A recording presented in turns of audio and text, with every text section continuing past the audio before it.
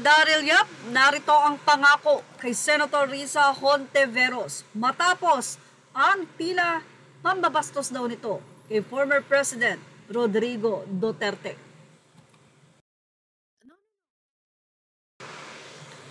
Hindi mo kailanman maiintindihan ang Pilipino. Hindi ka makaintindi, Risa Hontiveros. Inimbitahan nyo si PRRD para pakinggan. Pero dahil bastos ka at uhaw na uhaw, pumapel, lagi mo siyang pinuputol tuwing magsasalita. Pero hindi mo alam na lalo mong dinudugtungan ang mahabang iyak ng bayan para sa isa na namang Duterte ang mamuno. Palibhasa ay hindi mo danas. Hindi mo danas ang maglakad sa kalye at nangangamba. Ang umuwi sa bahay na parang dadaan ka ng gubat. May mga kakampi kang namumundok pero hindi mo alam ang sukal ng lungsod. Hindi mo danas ang makisalamuha sa adik. Wala kang kamag-anak na adik, nanay o tatay o kapatid, asawa o anak na adik. Hindi mo alam ang takot, lungkot at kaba tuwing uuwi ka ng bahay. Hinahanap mo siya o nagche-check ka ng gamit kung may naibenta na naman ba. Kung may magrereklamo dahil may sinaktan siya. Ninakawan o ginahasa ang pinakamalala ay kung may walang habag na pinaslang. Hindi mo danas ang maghintay ng masamang balita. Hindi mo danas na gusto mong lumipat ng barangay o tirahan dahil marami kang kapit. Bahay na adik. Hindi mo alam kailan kanila pagtitripan, kailan sila manununog ng bahay o gagawa ng gulo. Hindi mo danas na noong pang-upo ni Rodrigo Duterte ay nanginginig sa takot lahat ng adik. Sa inggit, kasi kayo nanginig. Kayo ng mga kampon mong sanay sa drama at pakitang tao.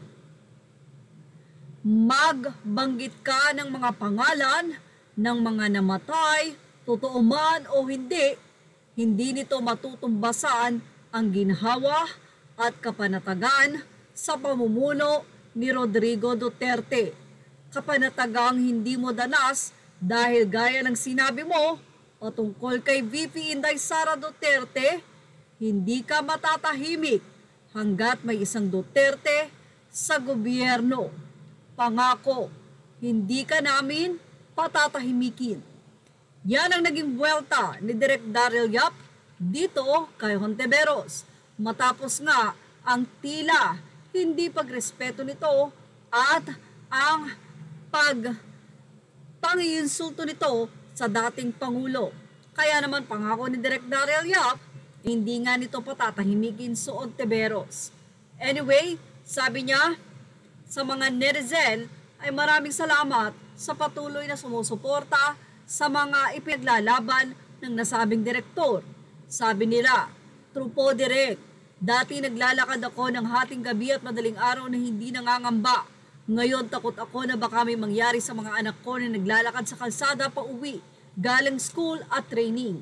Maraming ang mga tao ang natakot ngayon dahil nga tila hindi nakafocus ang pamahalaan sa nasabi nga pong kaliwat ka ng krimen na nangyayari ngayon sa bansa, na hindi katulad kay President Duterte na lahat ay kanyang natutukan, ang build, ang mga krimen at marami pang iba. Anyway, narito ang ilan sa mga sinagot ni President Duterte sa naging pahayag ng nasabing senadora na si Hontiveros.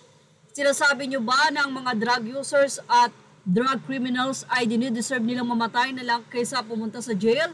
Para ipapraise ko si Patricia Evangelista, do some people need killing? So mas okay pong patayin sila kaysa ipreso sila?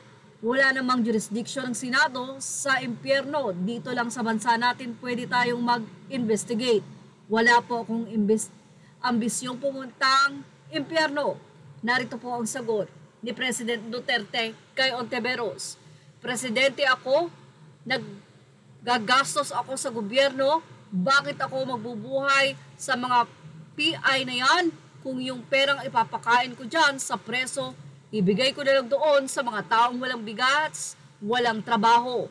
Say pa niya, wala akong pakialam sa kriminal kung saan silang impyerno gusto nilang pumunta. You make your own history in this planet. Yon ang gusto nilang mangyari. Doon sila sa impyerno at doon tayo magkita. Doon tayo pupunta.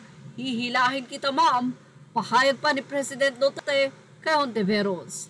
At yan ang ating Showbiz Now update. Images are all credit to the rightful owners. Thank you for watching Showbiz Now. Please like, share, and subscribe.